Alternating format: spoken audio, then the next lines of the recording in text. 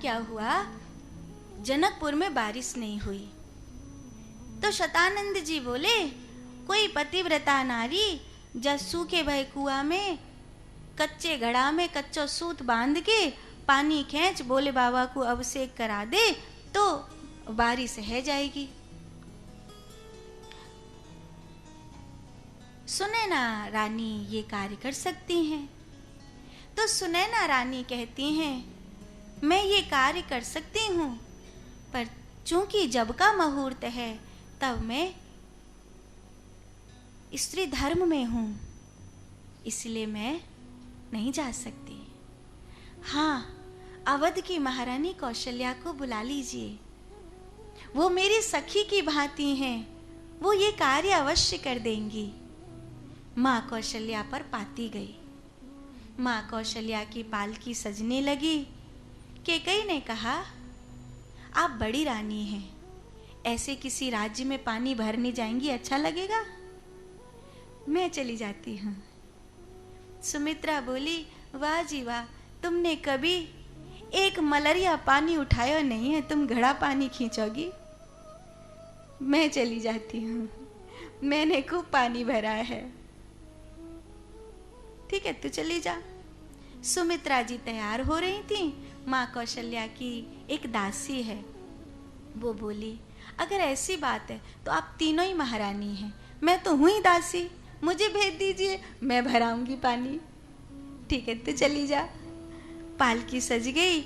मैया कौशल्या ने कहा, ऐसे ही जाएगी, कुछ ढंग के वस्त्र तो पहन ले। मैया, जितने अच्छे थे उतने अच्छे पहना, इससे अच्छे नहीं।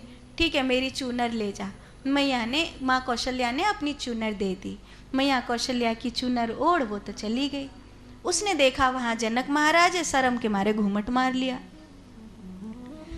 जब कुएं से पानी खींचने की बारी आई तो उसने जैसे ही कुएं में कच्चे सूत से घड़ा बांध के डाला तो बोली, अगर मेरी महारानी कौशल्या एक पतिव्रता नारी है तो आज महादेव का अभिषेक अवश्य होगा। ना तो धागा टूटा, न घड़ा फूटा, पानी भी भरा गया, भोले बाबा को अभिषेक भी हुआ और बारिश भी होने लगी। तो जनक महाराज ने अपने घोंटू धरती पर टेक करके ये कहते हुए प्रणाम किया कि मैं अवध की महारानी कौशल्या को प्रणाम करता हूँ। दासी से रहा नहीं गया, उसने सोचा बड़ों के प्रणाम स्वीकार करने से पाप लगता है, तो उसने अपना घूमट उघाड़ कर बोली, मैं महारानी नहीं हूँ, मैं उनकी दासी हूँ। अब तो पूरी प्रजा सोचने लगी कि जो कार्य हमारे यहाँ की महारानी करने वाली थी वो कार्य अयोध्या की दासी कर गई। ये तो गजब हो गया। तब धनुष भंग की बारी आई तो सलाहकारों ने कहा कि सोच समझ के पाती भेजना, पता पड़े राजकुमार की जगह कोई दास धनुष तोड़ के छोरी न ब्याह ले जाए। सोच समझ के पाती भेजियो, शायद इसलिए नहीं भेजी होगी पाती। कुल मिला के अयोध्या पाती अभी तो नहीं गई थी।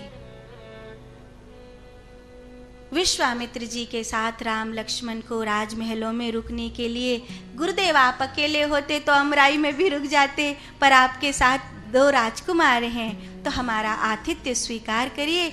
जनकपुर की जो शोभा है वो बहुत प्राकृतिक है। जनकपुर में हर चीज प्राकृतिक है, जिसे आपकी भाषा में बोले ऑर्गेनिक, हर चीज प्राकृतिक है। वहाँ की सुंदरता देखने लायक है। लक्ष्मण जी का बड़ा मन है कि जनकपुर को देख करके आए, और वो राम जी से बार बार कौनी मार के कहते हैं, चलेंगे ना देखने के लिए। और राम जी कहते, तनिक रुक तो सही, और विश्वामित्र जी से आज्ञा मांगते हैं कि लक्ष्मण को बड़ा मन है जनकपुर देखने का, आपकी आज्ञा हो तो मैं दिखा लाऊं। बात तो ऐसे कह रहे हैं जैसे खुद ने तो गली गली घूम के देखी है, आप कहो तो दिखा लाऊं। पर ये तो हो भी सकता है कि भक्ति का गांव भगवान ने न देखा हो, ऐसा कैसे हो सकता है। गोस्वामी तुलसीदास जी ने बड़े विस्तार से यहाँ वर्णन किया है। और रामचंद्र जी जब नगर में निकले हैं, धाये धाम काम सब त्यागी, मनहु रंक निधि लूटन लागी।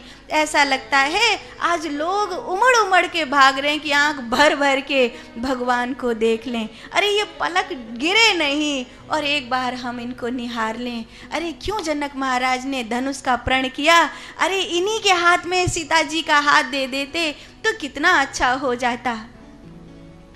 ऐसे सबके मन में भाव उमड़ रहा है। सखिया कहती हैं, सीता चल, वो बहुत सुंदर हैं, एक बार देख तो सही। सीता जी महल की अटारी के ऊपर हैं और सखी ने ऊपर से फूल गिराया है कि वो ऊपर देखेंगे।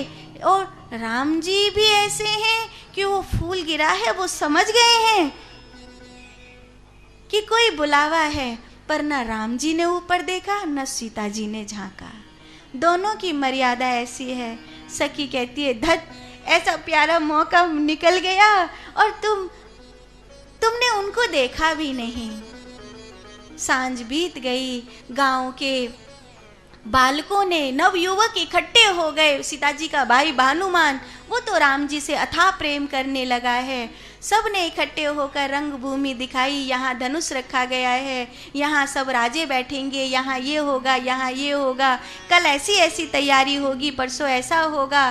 फिर एक एक दिन का विवरण बताया। फिर सांझ होने लगी। अब हमें गुरुदेव याद करते होंगे, एक दूसरे के कंधे पर हाथ धर के ऐसे लग रहे हैं कि ये भूल ही गए हैं कि वो अवध के राजकुमार हैं और हमारे कंधे पर उन्होंने ऐसे हाथ रख रखा है जैसे वो हमारे मित्र हों। इतना मित्रवत स्वभाव है उनका, इतना प्यारा स्वभाव है उनका। हमारी सीता इनके घर जाएगी ना, बहुत खुश रहेगी।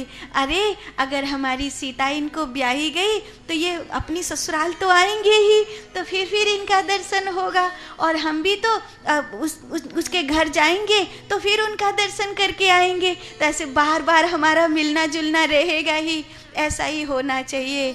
सब अपने अपने घर में मन्नत मांग रहे हैं। रात बीतने लगी, भोर हुई।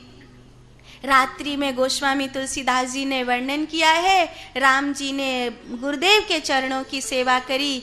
जब गुरुदेव ने कहा राम जाओ सो जाओ, बहुत रात हो गई है, तो फिर लक्ष्मण जी ने राम जी के चरणों की सेवा करी। तो राम जी ने कहा जाओ लक्ष्मण सो जाओ, बहुत रात हो गई है। फिर लक्ष्मण जी सोने लगे और जब भोर हुई तो सबसे पहले लक्ष्मण जी जागे हैं, उसके बाद राम जी जागे हैं, फिर गुरुदेव जागे हैं। गुरुदेव के स्नान की तैयारी हुई। गुरुदेव स्नान करके लौटे हैं, पूजा के कुछ फूल ले आए और राम लक्ष्मण जनकपुर की पुष्प वाटिका में फूल लेने के लिए गए हैं।